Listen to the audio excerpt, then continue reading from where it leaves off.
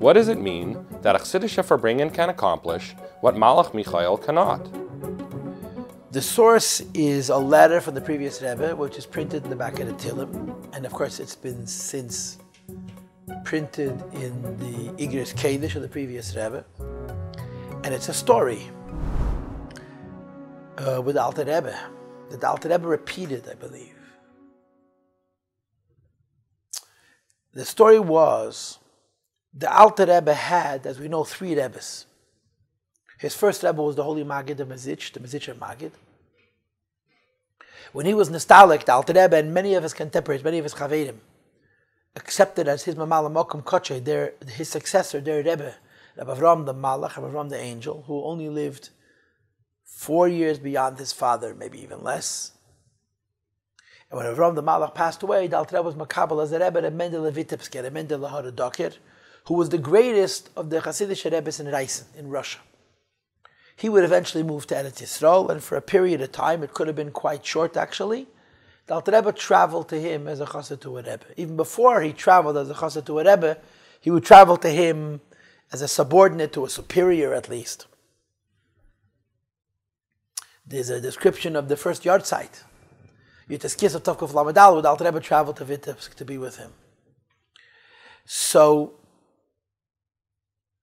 during the period of time that the Alter Rebbe was a chassid, for a Mendele Vitebsker, so his minig was that he sat by his Rebbe b'ktei shulchan, sat at the edge of the table, and the Mendele Vitebsker told the chassidim, the Talmidim, that they should leave him, even though he was mishichva v'mayla gavaya.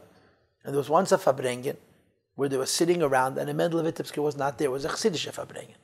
And one of the chassidim got up, and he said that he's been diagnosed with a terminal illness, he's dying. And he asked for his fellow chassidim to give him a bracha, and he started to cry very bitter tears. So the chassidim told him, the Rebbe's in the next room, go into the Rebbe, the Mendele Vitebsker, get a bracha from the Rebbe. And he said, no, I insist, I want a bracha from the chassidim. And the chassidim started to tell him, chassidim don't give brachas. And the man was so emotional, he became so hysterical. So the Alter Rebbe stood up. And when the Alter Rebbe stood up, he was saying a Torah of his Rebbe, from the Magid, from Baal Shem Tov, when the Tzadikim, when the Chassidim, the Greis Chassidim, would quote the Rebbe, they would always stand. The Alter Rebbe stood up. And he said what's been called, I think the Rebbe called it, Piske Mishmaya Nachse. It's one of those holy messages from heaven. And the Alter Rebbe said, that he heard from his Rabbi, I think in the name of the Baal Shem Tov yet. Was a chassidishe farbrengen can uftan, can Malach Michoel nicht uftan, what a chassidic farbrengen can achieve, even Malach Michoel, who's the Jewish people's advocate, cannot accomplish it.